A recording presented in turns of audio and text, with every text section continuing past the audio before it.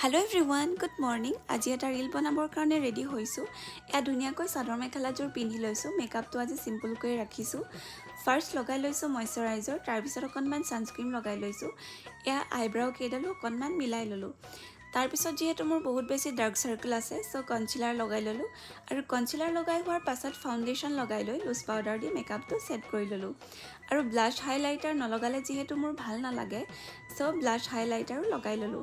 এইফালে আইলাইনাৰ আৰু মাস্কাৰা নলগালে জানো হ'ব, চ' আইলাইনাৰ আৰু মাস্কাৰা লগাই লৈ মেকআপ ফিক্সাৰ দি ফিক্স কৰি ল'লোঁ। আৰু এটা ফুট লৈ মোৰ আজিৰ মেকআপটো কমপ্লিট কৰিলোঁ। আৰু এয়া আহি ৰীল বনোৱাত লাগি গ'লোঁ। মোৰ ফুল ভিডিঅ'টো আপোনালোকে মোৰ ইনষ্টাগ্ৰাম একাউণ্টত পাই যাব।